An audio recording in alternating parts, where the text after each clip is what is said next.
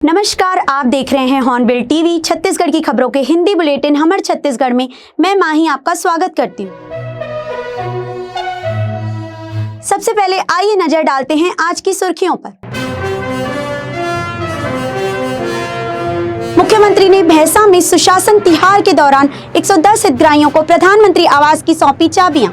स्वास्थ्य मंत्री श्याम बिहारी जायसवाल ने किया मेडिकल कॉलेज व जिला अस्पताल का निरीक्षण। जल संरक्षण में कोरिया जिले ने रचा इतिहास, golden book of world record में दर्ज हुआ नाम। टीएपी खाद पर गरमाई सियासत, कांग्रेस भाजपा आमने सामने। दंतेवाड़ा में कांग्रेस का कलेक्ट्रेट घेराव, जल जंगल जमीन को बचाने निकली न्याय यात्रा का समापन। मुख्य समाचारों के बाद अब खबरें विस्तार से। मुख्यमंत्री विष्णुदेव साय ने आज रायपुर जिले के ग्राम भैंसा में आयोजित सुशासन शिविर में हिस्सा लिया। इस दौरान उन्होंने विकसित कृषि संकल्प अभियान के तहत 10 जागरूकता रथों को हरी झंडी दिखाकर अभियान की शुरुआत की। शिविर में उन्होंने प्रधानमंत्री आवास योजना के अंतर्गत 110 हितग्राहियों को पक्के मकानों की चाबियां सौंपी और कहा कि प्रधानमंत्री मोदी के इस संकल्प को छत्तीसगढ़ सरकार पूरी गंभीरता से साकार कर रही है।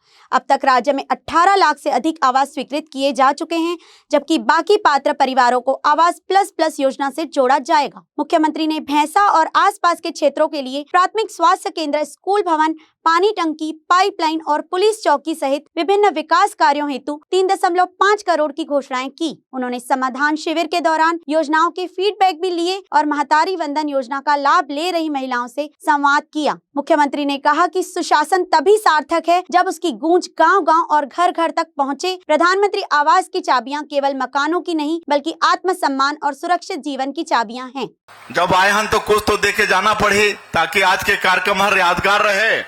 तो आज मैं ग्राम भैंसा में पेयजल हेतु उच्च स्तरीय पानी टंकी निर्माण और पाइपलाइन विस्तार एकर मांग हुए है। कर मैं 55 लाख रुपया के घोषणा करत हूँ और ग्राम आमोदी में पाइपलाइन विस्तार आदि कार्य के लिए 42 लाख रुपया के घोषणा करत हूँ।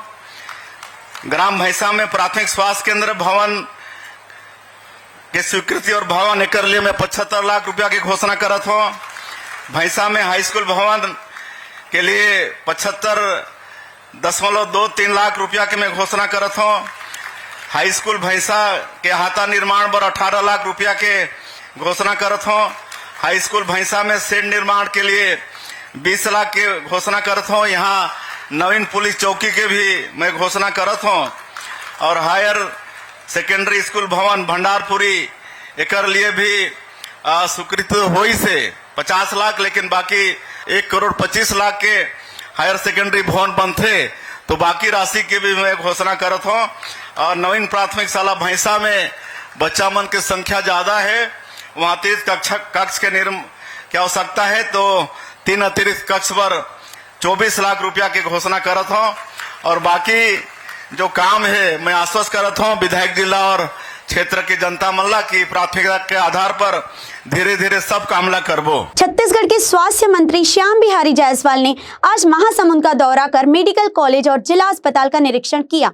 उन्होंने निर्माणाधीन मेडिकल कॉलेज में चल रहे कार्यों की समीक्षा की और ठेकेदारों को गुणवत्ता में किसी भी तरह की लापरवाही पर पेनल्टी लगाने की चेतावनी दी। इसके बाद मंत्री जायसवाल जिला अस्पताल पहुंचे, जहां उन्होंने मरीजों से बातचीत कर इलाज और सुविधाओं की जानकारी ली। उन्होंने भरोसा दिलाया कि महासमुंद की जनता को अब सरकारी अस्पतालों में भी प्राइवेट अस्पतालों जैसी सुविधाएं मिलेंगी। स्वास्थ्य मंत्री ने साधारण सभा की बैठक में एक्सरे, एम्बुलेंस, सिटी स्कैन समेत अन्य सुविधाओं के लिए स्वीकृति की बात कही। उन्होंने बताया कि मुख्यमंत्री श्री विष्णुदेव साय के नेतृत्व में छत्तीसगढ़ को मेडिकल टूरिज्म के रूप में विकसित किया जा रहा है। कोरिया जिले ने जल संरक्षण के क्षेत्र में नया कीर्तिमान स्थापित करते हुए golden book of world record में अपना नाम दर्ज कराया है। गुरुवार को जिले के सभी ग्राम पंचायतों और नगरीय निकायों में सुबह 9 बजे से दोपहर 12 बजे के बीच कुल 660 सोख्ता गड्ढों का निर्माण किया गया। जल संरक्षण अभियान आवा पानी झोंकी के अंतर्गत इस अनोखी पहल को जिले के निवासियों की सक्रिय सहभागिता से अंजाम दिया गया। कलेक्टर चंदन त्रिपाठी को कलेक्ट्रेट सभा कक्ष में आयोजित प्रेस कॉन्फ्रेंस में golden book of world record का प्रमाण पत्र रायपुर से आई टीम सदस्य सोनल राजेश शर्मा ने सौंपा। इस अवसर पर जिला पंचायत सीईओ आशुतोष चतुर्वेदी ने कहा कि ये गड्ढे लगभग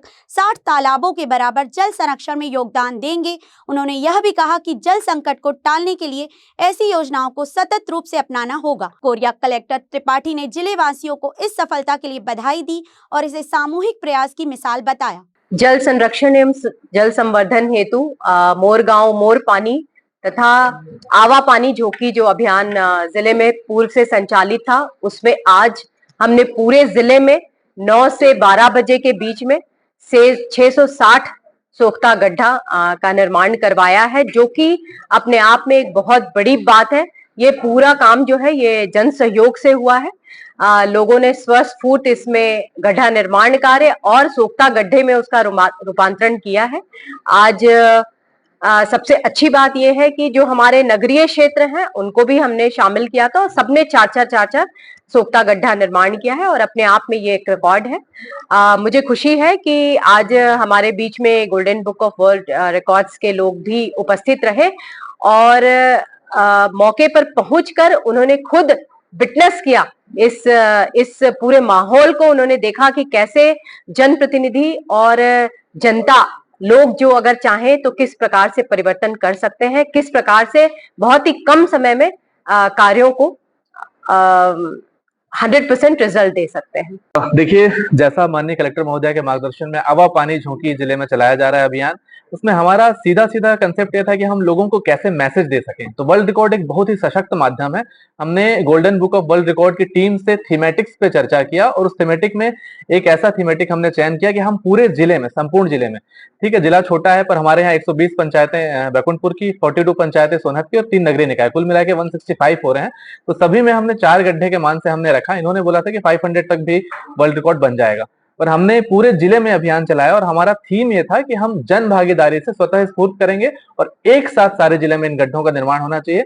और कल आपको एक बहुत इंटरेस्टिंग बात बताऊं कि एआई पे हमने कैलकुलेट किया तो लगभग 60 तालाब के बराबर हमने संरचनाओं का निर्माण कर लिया। 60 तालाब के बराबर जो जल है हम हर साल जमीन में भेजेंगे, केवल इतना निर्माण करके। सोचिए, 60 तालाब के बराबर पानी जिले में जाने लगेगा। तो ये एक वर्ल्ड रिकॉर्ड तो है, अपने आप में बड़ी चीज है, पर इसके साथ ही एक मैसेज हम देना चाह रहे थे जनता को। और हम चाहते हैं केवल कोरिया जिले में ही नहीं, पब्लिक आगे आए, लोग आगे आए, पूरे स्टेट में, पूरे भारत में और पूरे विश्व में ये चीज फैले। पानी भविष्य है और कहा जाता है 3rd वर्ल्ड वॉर पानी के लिए होगा, हमको वही रोकना है। और मैम के मार्गदर्शन में मुझे बहुत ही संतुष्टि है कि हम सभी ने बहुत ही डेडिकेटेड तरीके से काम किया और इस अभियान में हम सक्सेस रहे और हमें आज जो प्रोविजनल सर्टिफिकेट है वो मिल गया है। जैसे अपने माननीय कलेक्टर मैडम जी आज रिकॉर्ड होल्डर हुई और अपने एसपी सर जो भी गवर्नमेंट में रहते हैं और कारपोरेट इस तरह के रहते हैं, और जब लोग अपना वर्क हमें बताते हैं कि इस तरह का वर्क हम करने वाले हैं, तो वर्क इतना जबरदस्त होना चाहिए कि वर्ल्ड रिकॉर्ड में वो आ सके। तो जब इन्होंने अपना वर्क भेजा कि लगभग 660 भू जल संरक्षण संरचनाओं का सोख्ता गड्ढे बनाएंगे, तो 500 में ही ओके था। 500 अगर कर लेते तो उनका वर्ल्ड रिकॉर्ड ओके था, किंतु इन्होंने 500 से ऊपर किया, तो ये हमारे गोल्डन बुक में आज आधिकारिक रूप से सम्मिलित हुआ है। प्रदेश में डीएपी खाद की संभावित कमी को लेकर सियासत गर्मा गई है। पूर्व मंत्री अमरजीत भगत ने सरकार पर निशाना साधते हुए कहा कि कांग्रेस सरकार ने ऑर्गेनिक खाद को बढ़ावा देने की योजना बनाई थी, लेकिन मौजूदा सरकार ने उसे सिर्फ इसलिए बंद कर दिया क्योंकि वह कांग्रेस की योजना थी। उन्होंने चेतावनी दी कि खाद की कमी से किसानों को भारी नुकसान होगा। आप जो प्रश्न कर रहे हैं अपने आप में महत्वपूर्ण है। रासायनिक खाद से हम लोग ऑर्गेनिक खाद की तरफ जो एग्रीकल्चर जो विंग है उसको शिफ्ट करने जा रहे थे। उसके लिए प्रयास भी हुई और बहुत जगह कंपोस्ट खाद और ये सब बनना शुरू भी हुआ। उसमें थोड़ा सा क्वालिटी में कुछ शिकायत आई, बस उसी में थोड़ा सुधार करके और इसको आगे बढ़ाते तो आज जो क्राइसिस की स्थिति बन रही है, सरकार के पसीना जो छूट रहे हैं कि हम कहाँ से रासायनिक खाद लाएंगे, उससे बच पाते। केवल इसलिए आप बंद कर दिए कि कांग्रेस ने शुरू किया था, केवल इसलिए बंद कर दिए कि भूपेश बघेल जी का नाम हो रहा था। जो सरकार रहेगा, अच्छी योजना अगर कोई चालू करती है, चाहे वो कांग्रेस की चाहे बीजेपी की, उसको कभी बंद नहीं करना चाहिए। उसमें जो कमी है उसको ठीक करके उसको आगे बढ़ाना चाहिए। इस देश में बहुत सारी योजनाएं चली जिसको कांग्रेस की सरकार ने भी बंद नहीं किया। जैसे पीएमजेएवाई सड़क अटल जी ने शुरू किया था, लेकिन इसके बाद जो सरकारें आई कभी बंद नहीं करी, उसको आगे बढ़ाया।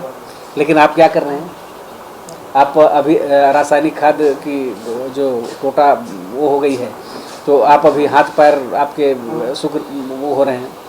आप इसी की तैयारी आपको पहले से करना था। इस पर पलटवार करते हुए स्वास्थ्य मंत्री श्याम बिहारी जायसवाल ने कहा कि प्रदेश में खाद की कोई कमी नहीं है। उन्होंने दावा किया कि उन्होंने खुद बलौदा बाजार सहित कई जिलों का दौरा किया है और कहीं भी खाद की किल्लत नहीं देखी गई। किसानों के लिए पर्याप्त मात्रा में खाद उपलब्ध है। खाद को लेकर दोनों दलों के बीच बयानबाजी तेज हो गई है, जबकि किसान इसका समाधान चाहते हैं। खाद की कोई कमी नहीं है। कल भी मैं गया था एक जिला में, अपने प्रभार जिला बलौदा बाजार भाटापारा में, कल भी जानकारी लिया। अपने गृह जिला मनेंद्रगढ़, कोरिया, गौरेला पेंड्रा प्रभार जिला, जिन जिन जिलों में मैंने भ्रमण किया है, कोरबा, कहीं भी कोई खाद की कमी नहीं है। किसानों के लिए पर्याप्त मात्रा में खाद है। दंतेवाड़ा जिले में कांग्रेस ने जल, जंगल और जमीन को बचाने के लिए बड़ा प्रदर्शन किया। किरंदुल से शुरू हुई 4 दिवसीय न्याय यात्रा के समापन पर कांग्रेस प्रदेश अध्यक्ष और पूर्व सांसद दीपक बैज के नेतृत्व में हजारों कार्यकर्ता दंतेवाड़ा जिला मुख्यालय पहुंचे और कलेक्ट्रेट का घेराव किया। कांग्रेस ने भाजपा सरकार पर फर्जी ग्राम सभा आयोजित कर बस्तर की संपत्ति को बड़े उद्योगपतियों को बेचने का आरोप लगाया। प्रदर्शनकारियों ने राज्यपाल के नाम ज्ञापन भी सौंपा। घेराव के दौरान कलेक्ट्रेट परिसर में भारी भीड़ जुटी और पुलिस बैरिकेड पर चढ़कर जोरदार नारेबाजी की गई। स्थिति को नियंत्रित करने के लिए पुलिस ने पानी के फव्वारे भी चलाए। दीपक बैज ने चेतावनी दी कि यदि मांगे नहीं मानी गई तो इससे बड़ा और उग्र आंदोलन किया जाएगा। कांग्रेस का यह आंदोलन बस्तर में जल, जंगल और जमीन की लड़ाई को लेकर नया मोड़ लेता दिख रहा है। दंतेवाड़ा कलेक्टेड 5 किलोमीटर पैदल आकर घेराव किए, शांतिपूर्वक घेराव हुआ। जिस तरह से छत्तीसगढ़ भारतीय जनता पार्टी की सरकार, केंद्र की भारतीय जनता पार्टी की सरकार, दोनों ने मिलकर बस्तर की जल, जंगल, जमीन और खनिज संसाधन को बेचने का काम कर रही है। जिस तरह से हमारी बैलाडीला की 2S की खदानों को और आप बीजापुर की कोरंडम की खदानों को जिस तरह से बेचा जा रहा है, बस्तर स्वीकार नहीं करेगा। इसके विरोध में कांग्रेस पार्टी लगातार 4 दिन तक किरंदुल से लेकर दंतेवाड़ा तक न्याय यात्रा के रूप में हमारे खनिज संपदा को बचाने के लिए 4 दिन तक हम लोग न्याय यात्रा के रूप में आज कलेक्ट्रेट पहुंचे हैं।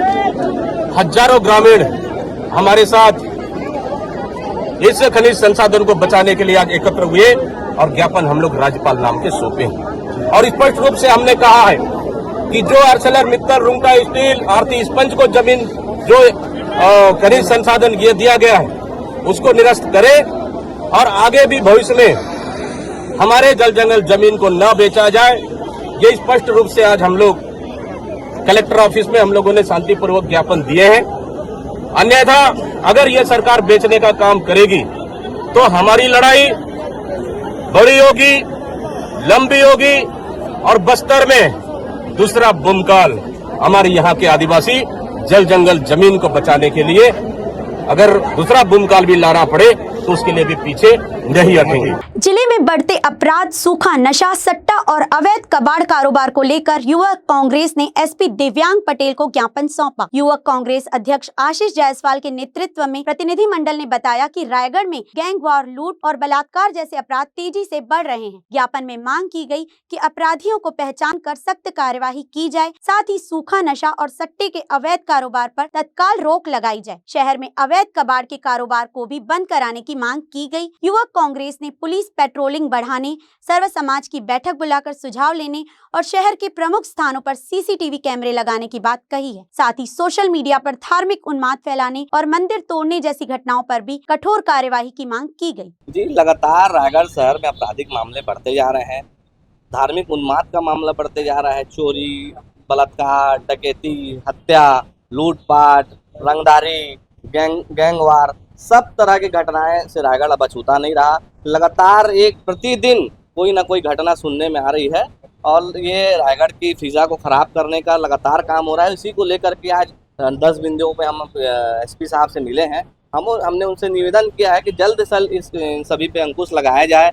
जो गैंगस्टर नुमा लोग हैं उनको चिन्हित किया जाए। जुआ, सट्टा जैसे व्यापार पूरी तरह बंद किया जाए। सूखा, नशा, युवाओं को जो नशे का व्यापार यहाँ पे रायगढ़ में हो रहा है और नशा मिल रहा है जिससे घटनाएं हो रही हैं उसको बंद किया जाए। कुछ हमारे द्वारा एसपी साहब को अपने सुझाव भी दिए गए हैं। जैसे हमारे द्वारा कहा गया है कि एक सर्वदलीय बैठक बुलाकर, रायगढ़ में सर्वदलीय सर्व समाज की बैठक बुलाकर सभी से चर्चा किया जाए कि इस अपराध के मामले को रोकने के लिए क्या किया जाए, जिससे जो शहर डरा हुआ है उसमें एक उत्साह का संचार होगा और लोग सामने आकर अपनी बात रखेंगे और अपराध से लड़ने में जनता भी सहयोग करेगी।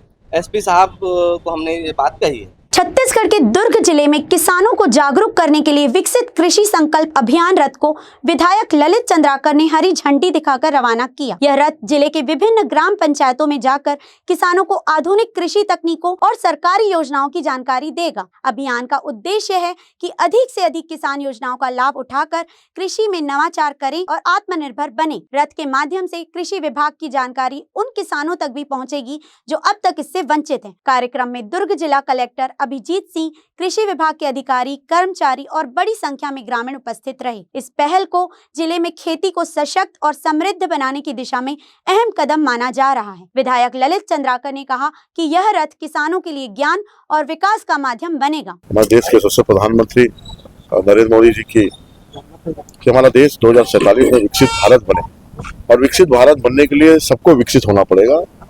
और हमारा जो देश है वो कृषि प्रधान देश है, और कृषि प्रधान देश में कृषि जो उन्नति है वो विकसित कृषि होगा तभी हमारा देश विकसित होगा। और उसी के तहत आज 29 मई से 12 जून तक ये यात्रा है, जो लगभग पूरे देश में अलग अलग जिले में सब ये यात्रा रथ घूमेगा, और जिसमें लोगों को जागरूक करने का काम कि बीज का क्वालिटी कैसा हो, कैसे लगाएं, खाद कैसे उपयोग करें। इसमें कृषि से संबंधित सभी प्रकार के किसानों को जानकारी, और पशुधन भी हमारा कृषि से रिलेटेड है, तो पशुधन के भी बारे में लोगों को जागरूक करना और बताना। और जब हमारा देश कृषि में जब विकसित होगा और पशुधन में भी जब विकसित होगा, तो फिर हमारा देश 2047 में विकसित भारत बनेगा, विकसित छत्तीसगढ़ बनेगा। और इसीलिए हमारे देश के प्रधानमंत्री ने इसकी शुरुआत की है कि किसान विकसित बनेगा, हर भारतवासी विकसित बनेगा, तो हमारा भारत देश विकसित बनेगा। और उसमें सबका कहीं न कहीं सहयोग रहता है। गिलहरी जैसे एक एक करके गिलहरी अपने महाभारत रामायण में अपने उसके समय का जो उपयोग किए और जो वहाँ पे सेवा किए, उसी तरीके से हमारे 140 करोड़ जो देशवासी हैं, सबका सहयोग और सबका साथ होगा, 2047 में हमारा भारत विकसित भारत बनेगा। माननीय विधायक जी ने भी बताया, जिले में 3 इस प्रकार के रथ संचालित किए गए हैं जो अगले 15 दिनों तक सभी ग्रामीण एरिया में अलग अलग ग्राम पंचायतों में जाएंगे। सुबह और शाम करके इनका शेड्यूल निर्धारित किया गया है। ये सार्वजनिक स्थानों पर जैसे पंचायत भवन हो गया या कोई सार्वजनिक चौक चौराहे हैं जहाँ पर किसान इकट्ठे होंगे, वहाँ पर उनको जानकारी दी जाएगी किस प्रकार से खेती करनी है, उन्नत बीज किस प्रकार से प्रयोग करना है। उनके कोई भी अगर जिज्ञासा होगी उसका समाधान उस पर किया जाए। न्यायधानी बिलासपुर में चोरों का आतंक बढ़ता जा रहा है। तोरवा थाना क्षेत्र के देवरी खुर्द स्थित हाउसिंग बोर्ड कॉलोनी में 3 सूने मकानों को निशाना बनाते हुए चोरों ने करीब 4 लाख की बड़ी चोरी को अंजाम दिया। चोरी की यह वारदात उस वक्त हुई जब 3 परिवार छुट्टी मनाने बाहर गए थे। लौटने पर उन्हें ताले टूटे मिले और अलमारी से सोने चांदी के जेवर और नकद रकम गायब थी। घटना की जानकारी मिलते ही पुलिस मौके पर पहुंची और गुरुवार को FIR दर्ज कर जांच शुरू कर दी है। CCTV फुटेज में चोर दिखाई नहीं दे रहे, जिससे अंदेशा है कि वे कैमरों से बचकर बड़ी चालाकी से चोरी को अंजाम दे रहे हैं। बिलासपुर के सरकंडा, मस्तूरी और तोरवा क्षेत्रों में हाल के दिनों में लगातार हो रही चोरियों से पुलिस पर सवाल उठ रहे हैं। ये 22 तारीख की घटना है। देवरी खुर्द में प्रार्थी का मकान है। प्रार्थी अपने परिवार के साथ आंध्र प्रदेश घूमने गए थे। इसी दौरान कोई अज्ञात चोरों ने उनके घर से चोरी की है, और जब प्रार्थी आज वापस आए तब उन्होंने देखा कि घर खुला हुआ है, तो थाने में रिपोर्ट किया। थाने में इस रिपोर्ट पर अपराध पंजीबद्ध हुआ है और करीब 4 लाख की ये चोरी हुई है। इसमें जांच हमने शुरू की है और जल्दी हम चोरों को पकड़ेंगे। शहर में पिछले 22 वर्षों से interior designing, fashion designing, makeup art, graphic designing व अन्य रोजगारोन्मुखी प्रशिक्षण देने वाला आकृति इंस्टीट्यूट 31 मई और 1 जून को कलाकृति प्रदर्शनी का आयोजन कर रहा है। प्रदर्शनी का उद्घाटन 31 मई को दोपहर 3 बजे होगा और रात्रि 8:30 बजे तक आम जनता के लिए खुला रहेगा। इसमें इंटीरियर डिजाइनिंग के मॉडल, फैशन डिजाइनिंग छात्रों की रचनाएं, कंप्यूटराइज्ड एम्ब्रॉयडरी, मशीन का डेमो तथा विद्यार्थियों द्वारा सांस्कृतिक प्रस्तुतियां शामिल होंगी। 1 जून को प्रदर्शनी दोपहर 12 बजे से रात्रि 8:30 बजे तक चलेगी। दोपहर 3 बजे फिजियोथेरेपिस्ट डॉक्टर मार्टिना जॉन का 20 मिनट का इंटरेक्टिव इंटरैक्टिव सेशन होगा। शाम 5 बजे छात्र छात्राओं का सांस्कृतिक डांस कार्यक्रम एवं 6 बजे फैशन शो होगा, जिसमें आकृति के डिजाइनर छात्रों नव कल्पना महिला समूह द्वारा रैंप वॉक प्रस्तुत किया जाएगा। अंत में मॉडल जजमेंट और पुरस्कार वितरण समारोह होगा। कलेक्टर संजय अग्रवाल ने लोक निर्माण विभाग की समीक्षा बैठक में निर्माण कार्यों की गुणवत्ता को लेकर सख्ती दिखाई। उन्होंने कहा कि जैसे हम अपने निजी भवनों में सुंदरता और मजबूती का ध्यान रखते हैं, वैसे ही सरकारी भवनों में भी होनी चाहिए। उन्होंने ठेकेदार के भरोसे काम छोड़ने से मना किया और कहा कि एसडीओ और सब इंजीनियर लगातार निगरानी करें। कलेक्टर ने पीडब्ल्यूडी संभाग क्रमांक 1 को बारिश के मौसम में 10,000 बड़े पौधे लगाने का लक्ष्य दिया। उन्होंने जल संरक्षण और पौधारोपण को हर निर्माण कार्य का जरूरी हिस्सा बताया। साथ ही प्रयास आवासीय विद्यालय की घटिया गुणवत्ता पर नाराजगी जताते हुए खेल मैदान विकसित करने के निर्देश दिए। उन्होंने अधिग्रहित भूमि का नामांतरण राजस्व रिकॉर्ड में कराने के निर्देश भी दिए ताकि भविष्य में विवाद न हो। बैठक में विभाग के अधिकारी मौजूद रहे। छत्तीसगढ़ में धर्म के नाम पर हो रही घटनाओं के खिलाफ सभी धर्मों के लोगों ने बिलासपुर में एकजुटता दिखाते हुए संविधान के पक्ष में नारे लगाए। हिंदू, मुस्लिम, सिख, ईसाई, बौद्ध, पारसी समुदायों के लोगों ने संविधान जिंदाबाद और आपस में सब बहन भाई के नारे लगाते हुए देश की अखंडता और एकता का संदेश दिया। प्रदर्शनकारियों ने कहा कि चर्च, पादरी और अल्पसंख्यकों पर हो रहे हमले देश की धर्मनिरपेक्ष छवि को ठेस पहुंचा रहे हैं। उन्होंने बीजेपी सरकार पर आरोप लगाते हुए कहा कि ऐसी घटनाएं गंदी राजनीति का नतीजा है। समाज सेवी अधिवक्ता प्रियंका शुक्ला समेत बुद्धिजीवियों ने ज्ञापन सौंपकर कानून व्यवस्था मजबूत करने की मांग की। आज के अंक में बस इतना ही। छत्तीसगढ़ की ताजा तरीन खबरों के लिए देखते रहिए हॉर्नबिल टीवी।